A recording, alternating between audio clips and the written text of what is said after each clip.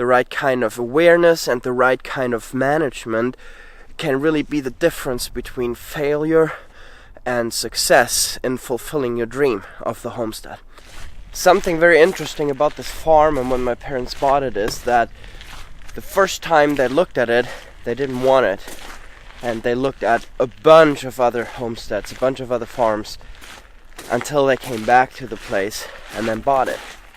And one of the reasons was that it was just so run down. All the pastures were overgrown and it was just a thicket of underbrush, bushes, trees up to 3-4 inches thick, and you couldn't do anything to it. I want to talk today about what we did and to open up these fields. I'm not going to talk about opening up fields and restoring them for tilling and planting grain and stuff, but I'm going to talk about how you open them up and get them have them become productive permaculture, pasture and hay fields again.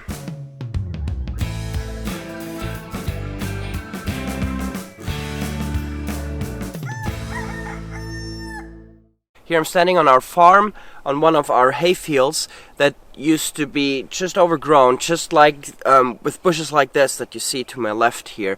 In fact, all the pastures and fields on our homestead when we came here, they were completely overgrown, and it took us about a year to cut down and open them up, cut down all the underbrush and open them up. And I want to just share about what kind of livestock you can do this with, what is an effective and affordable way to do it, and how you can actually get these pastures up and running very quickly and make a profit out of it. If you take a close look on the field here behind me, you will see that there are a lot of root suckers and saplings that are just starting to grow here. The reason for that is that when you cut down with certain tree varieties, when you cut down the mother tree, so to speak, that the roots will just shoot up new trees. And so when we opened up our farmland, we needed to find a way to keep that under control. And the best livestock for us in that case was sheep. Now you see, our cattle breed eats a lot of leaves and brush and bushes, but most cattle breeds don't like that so much. Then you have on the other side of the spectrum, you have the goats that are browsers. They love that stuff. I mean, they can live off of that.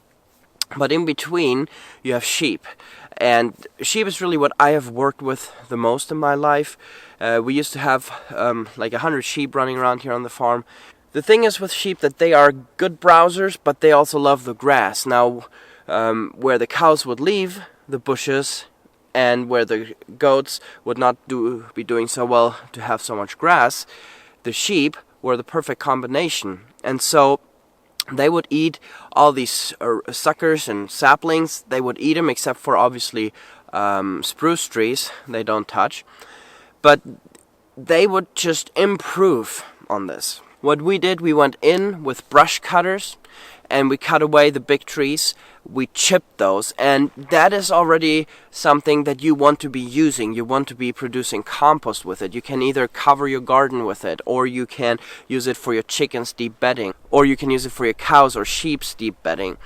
And you take that off the land. The tree needed nutrition to grow. It sequestered carbon, and it also pulled up minerals. You want to add that back to the land. So if you cut all of that down, that's a very valuable product.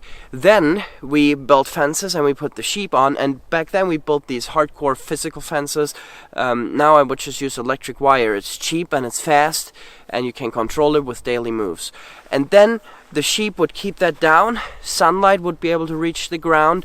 The sheep would disturb the ground, and we didn't plant seeds. We didn't spread seeds or anything, because the seeds are still in the ground. If they're exposed to sunlight, if they are being stimulated by the hooves and ideally the scratching of chickens, they will start growing. So back then we didn't have the whole pasture chicken system that we have today, that we are using today.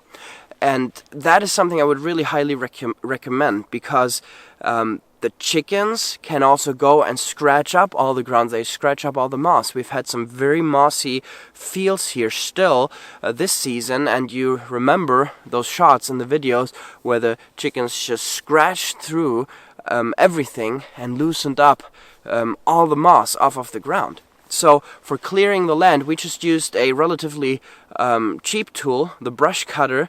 We used the wood chips. In our case, we sold them. Now we would just keep them.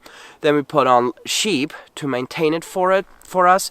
And you know, the tree stumps, they would be gone after about 2 to 3 years. After 2 years, you could just kick them with your foot and they would break off. And then you bring the chickens in, and what they do is they not only scratch away the moss, that would not kill it, but then they also add their manure to it, and then the grass, because of the manure, will just start growing so much that it will overtake the moss eventually. So clearing land is actually a very fulfilling work.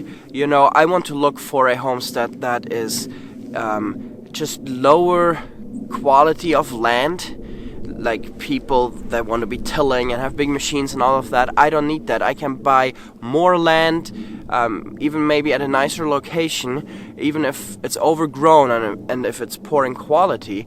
But then I can go in and with certain systems just improve the land very quickly and you know, be in the business of soil building, of regenerating nature and being a good steward for the land.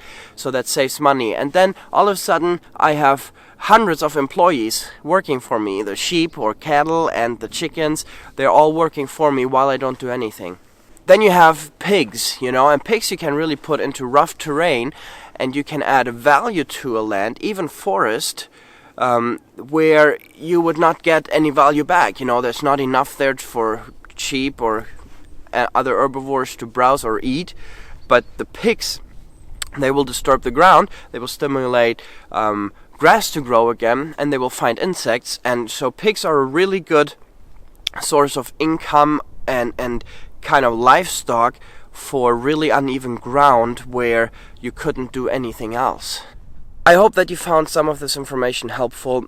Right now the videos are me talking more and sharing some stuff, partially because it's winter, but not really. We'll be doing cool stuff during the winter too, and we'll be filming that, but also because I've just not been feeling well. I've been sick, and this was a way for me to still bring out very good, valuable information. At least I would have really wanted to know this stuff beforehand, and I hope it's helpful to some of you. And even though it's not the most beautiful editing and most beautiful shots, I hope that you can really benefit from this and imply it maybe on your land or your homestead. And you know, the right kind of way of doing it, the right kind of awareness and the right kind of management can really be the difference between failure and success in fulfilling your dream of the homestead. So I hope you have a good weekend. Hope you're warming up for the Christmas season. God bless you guys, and see you in the next video. Have a good weekend. Bye-bye.